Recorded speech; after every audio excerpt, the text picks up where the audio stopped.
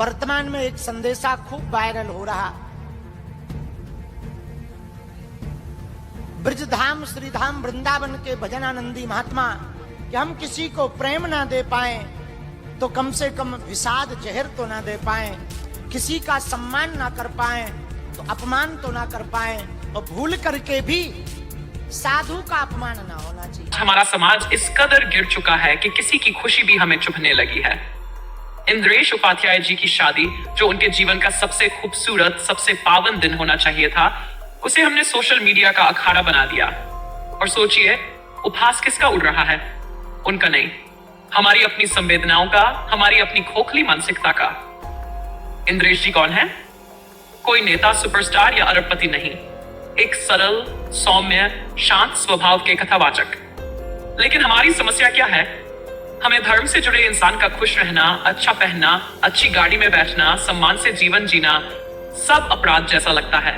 जिन क्रिकेटरों, अभिनेताओं और नेताओं की चमकदार गलतियों को हम स्टाइल कहकर सराहते हैं, उन्हीं की तुलना में हम एक कथावाचक को इंसान होने का हक भी नहीं देना चाहते। क्यों? क्योंकि उनकी सादगी हमें तब तक पसंद है जब तक वो हमारी कल्पना के हिसाब से गरीब, टूटे फूटे और दिनहीन दिखें। जैसे ही वे खुश दिख जाए, हमारा नैतिकता का डंडा निकल आता है। और सबसे जहरीली बात, उनकी पत्नी के निजी जीवन को कंटेंट बना दिया गया। उस मासूम लड़की पर कितनी गालियां, कितने ताने, कितने आरोप, बिना जाने, बिना समझे, बस मनोरंजन के लिए। जरा सोचिए, अगर आपके घर की बेटी, बहन या भांजी किसी पुराने दर्द से निकलकर नया जीवन शुरू कर रही होती और दुनिया उसकी खुशी पर पत्थर मारती, क्या आप सह पाते?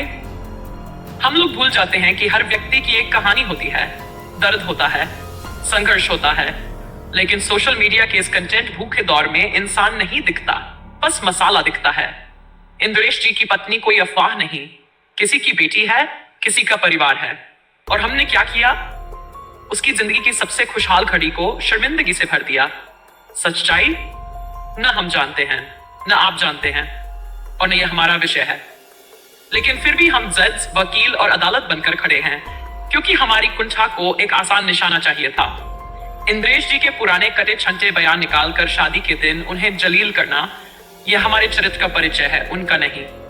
हम चाहे लाख धर्म की दुहाई दे ले, लेकिन जिस दिन किसी की खुशी में हम विष खोलने लगे, समझ जाए धर्म नहीं, इंसानियत मर रही है। इंद्रेश जी संत नहीं है, गृहस्थ है।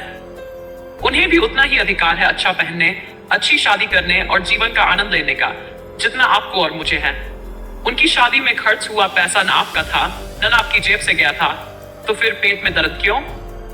क्योंकि सच यही है, हमारी अपनी नाकामियों का बोझ हमें दूसरों की खुशियों से जलन करवाता है। इंद्रेश जी को नहीं, हमारी सोच को सुधार की जरूरत है।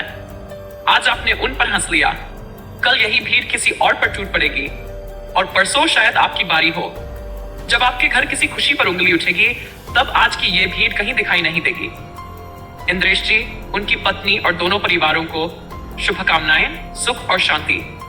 क्योंकि असली धर्म यही है, किसी की खुशी पर फूल बरसाना, नन के जहर उछालना। सच कहूं, इंद्रेश उपाध्याय जी को हमने नहीं, हमने खुद अपनी इंसानियत को एक्सपोज किया है।